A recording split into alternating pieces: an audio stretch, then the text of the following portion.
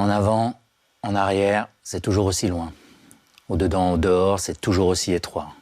Il est ici, là, tout autour de moi. Dès que je me crois sorti du cercle, je me retrouve au milieu. Tu es qui ?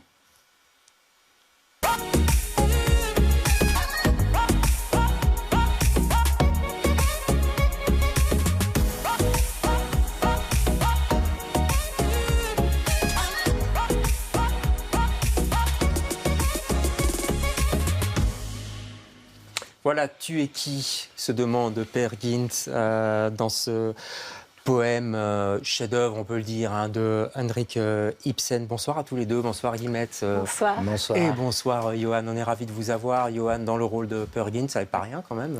Oui. Franchement, il faut le porter quand même sur les épaules. Ça vous a pas fait peur quand Guillemette vous a proposé ça au début?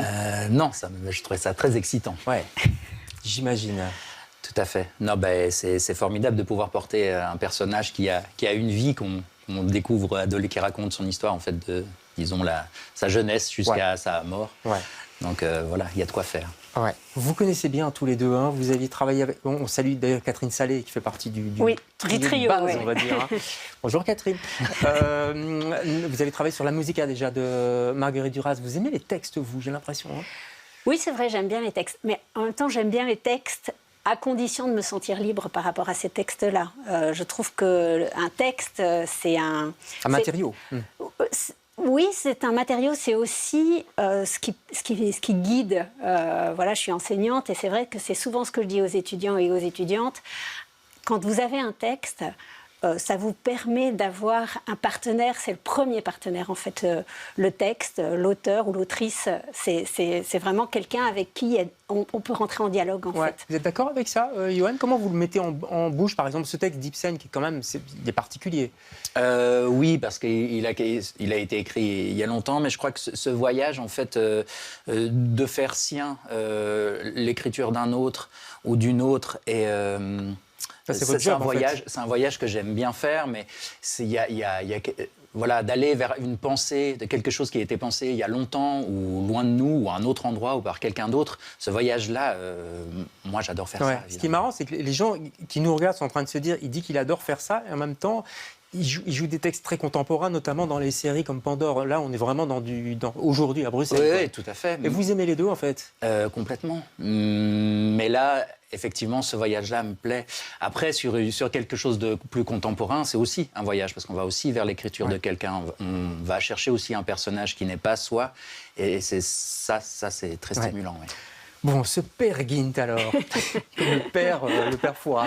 Allez, le père, c'est norvégien, évidemment, c'est Ibsen. Ça a été écrit en quelle année, déjà c'est la fin du 19e siècle, en fait. C'est dans les premières pièces qu'écrit Ibsen, en fait. D'accord. Pas tellement joué, finalement, hein. En tout cas, d'après ce que j'ai lu, pas souvent joué. Non, pas souvent joué, mais avec des mises en scène, quand même, qui font date dans l'histoire du théâtre. On a celle de Chéreau, hein, qui est quand même un des grands piliers ou une des grandes références en matière théâtrale. Oui. Et puis, quand même, assez régulièrement... Jean-Michel Daupe l'avait monté en Belgique il y a quelques années, au Varia d'ailleurs. Avec des marionnettes moi, j'ai pas vu la mise en scène. Non, tu l'as vu? Il n'y avait pas de marionnettes du tout. Jean-Michel Daupe sans marionnettes, ça? Tout à fait. Ça, c'est à voir. Par contre, vous aviez monté Le Fond des mers. Oui, c'est ça.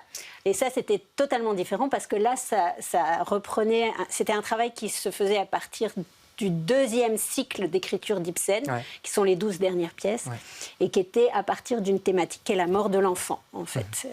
Voilà. Vous vous souvenez du moment où vous avez découvert, ou toute seule dans votre chambre, j'allais dire, vous avez découvert ce texte d'Ibsen, je parle de Per Gynt? Je me souviens très très bien du moment où j'ai découvert l'écriture entière d'Ibsen. Et alors, vous étiez dans quel état? J'étais très étonnée de voir que je pouvais rester accrochée à un livre. En fait, vraiment, c'est une écriture qui fonctionne un petit peu comme une écriture de scénario, avec des révélations, des rebondissements, et même dans Per Gynt, qui est pourtant un poème dramatique, donc a priori, c'est quand même basé sur la révélation. Alors, il va le développer un petit peu plus tard, mais il y en a quand même dans Per Gynt, ce qui rend la lecture très simple et très abordable, en fait, comme si on voyait une série, en fait. On en revient, vous voyez, c'est vrai, ça vous colle à la peau. Hein. Oui. Abordable à lire, abordable à jouer aussi? Franchement. Il y a un doute. Là, non, c'est Facile à jouer. Pas facile, mais abordable. C'était Oui, le mot que c'est abordable, surtout que dans la formule où on est, où on travaille avec des amateurs et des amatrices. Donc du coup, aussi au niveau du jeu, on est sur quelque chose d'un peu particulier. C'est-à-dire qu'on est quand même très au présent. Avec ce qui se passe autour de nous, comment eux arrivent comment le texte passe à travers eux et elles. Voilà, donc c'est quand même assez particulier. Il y a Catherine Salé aussi qui, effectivement, les dirige, j'imagine, puisqu'effectivement, il y a, et c'est très important, 80 personnages joués par des comédiennes amateurs, c'est ça? De tout âge, d'ailleurs. Hein, Oui, c'est ça. Les plus jeunes ont 8 ans, 9 ans, et les plus âgés, je ne le sais pas, mais on leur demande pas, par politesse. sont un peu plus loin dans le temps.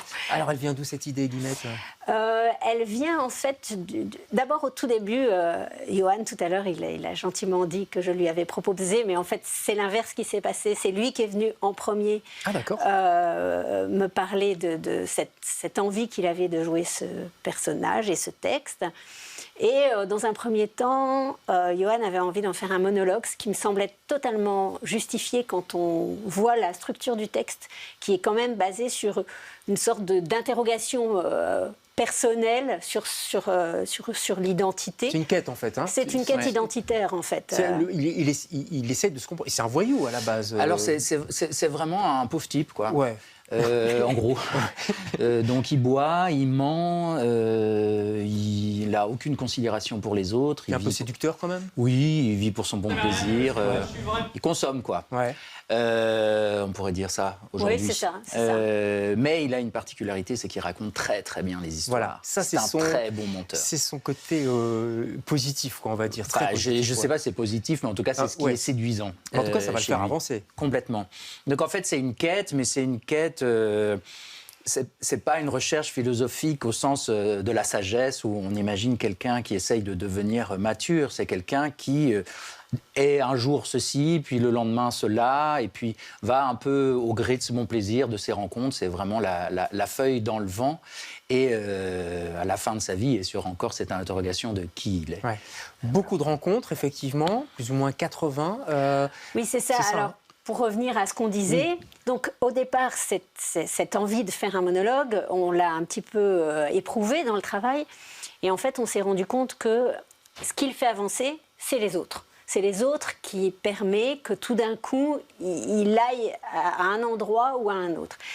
Et c'est les autres qui vont faire en sorte qu'il ait cette fameuse révélation sur ce qu'il est vraiment à la fin de la pièce. Donc, ça nous a semblé un peu étrange de travailler sur une pièce où l'altérité est quand même si importante. Et où il serait tout seul, c'est voilà, ça. sans altérité, en fait. Ouais. Et nous, on s'est dit, mais alors, quelle est l'altérité, la nôtre, en fait? C'est d'aller vers des gens dont le centre n'est pas le théâtre. Alors que nous, le théâtre... Ouais. Que ce soit pour Johan, pour moi ou pour Catherine, c'est au centre de nos vies. Bien sûr. Donc qu'est-ce que c'est que quelqu'un dont le théâtre serait la périphérie et non pas le centre? C'est marrant parce que ça me fait penser à un spectacle qui vient de se terminer pour l'instant au Rideau qui s'appelle Annette, si vous l'avez peut-être vu aussi, où il y a au centre de ce spectacle Annette, une comédienne amatrice. Je la connais en fait, on a déjà travaillé ensemble. Voilà. Et donc, je veux dire, il y a quand même, c'est une concordance des temps, je ne sais pas, mais voilà, on a compris ce que ça vous apportait, cette altérité.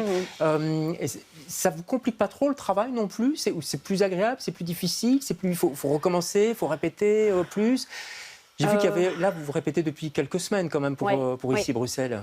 Bah, oui. Sur ce spectacle, en fait, c'est pas un spectacle qui est créé dans lequel viennent s'insérer des gens. En fait, on fait vraiment en fonction d'elles et eux. Donc autant qu'ils ont à nous accorder. En fait, parfois c'est très très peu parce que c'est des gens qui travaillent aussi. Il y a des enfants qui vont à l'école. La plupart d'entre eux travaillent. Ou c'est des enfants qui vont à l'école. En effet. Donc on fait vraiment autour d'eux, mais aussi de comment ils jouent, comment ils bougent. Enfin, c'est pas eux qui rentrent dans le spectacle, mais c'est nous qui essayons d'épouser. Voilà. Le casting, d'ailleurs, on ne dit pas casting. Vous n'avez pas casté, en fait. Non, pas du tout. Ça, c'était important pour vous. Ça, c'était essentiel, en fait. Le spectacle, il n'est pas construit pour nous. Il est construit pour elles et eux. en fait. Ça, c'est la base même du spectacle. Ils ne sont pas à notre service, mais nous, professionnels, on est à leur service. Donc, c'était très important qu'on ne choisisse pas les gens, mais plutôt qu'ils viennent vers nous. Alors, et pas des groupes aussi, j'ai lu ça quelque part. Vous préfériez des personnes isolées c'est-à-dire, non, on n'a rien contre les groupes, mais ce qu'on ne voulait pas, c'était tout d'un coup qu'on nous dise « Ah, ben voilà, là, il y a un groupe de personnes qui sont réunies pour telle ou telle raison. » Et donc, du coup, ça ne vient pas d'un désir de la personne de faire du théâtre, mais plutôt de l'encadrant d'amener ce groupe vers... Ouais. Donc c'était ça qu'on ne voulait pas, en fait. Donc là, c'était tout des volontés de jouer, quoi. Oui, et on fait des appels à candidature, en fait, dans les lieux où on travaille. Et à chaque fois, là, au Varia, on avait 180 personnes qui se sont présentées. Donc on s'est retrouvé avec cette situation absolument catastrophique, en fait. On s'est dit, mais comment on va faire?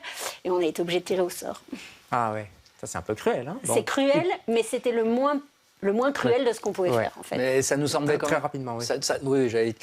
Mais, non, mais ça nous semblait très juste parce qu'en fait, la question n'est pas la capacité à pouvoir bien jouer ou mal jouer. Donc, on ne voulait pas qu'il y ait une sélection à ce niveau-là. Non, voilà. Oui, évidemment, on n'est pas. C'est pas justement, c'est pas un casting, quoi. Voilà. Il nous reste très peu de temps, comme je vous l'ai dit discrètement.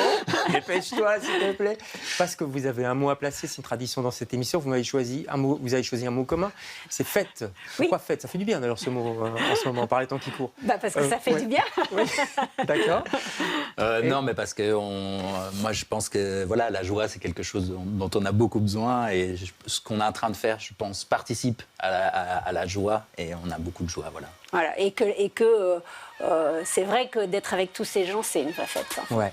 Allez, cette fête, vous pouvez y participer aussi en allant au spectacle. C'est à partir de jeudi, c'est bien ça, en tout cas pour Bruxelles, jusqu'au 2 décembre.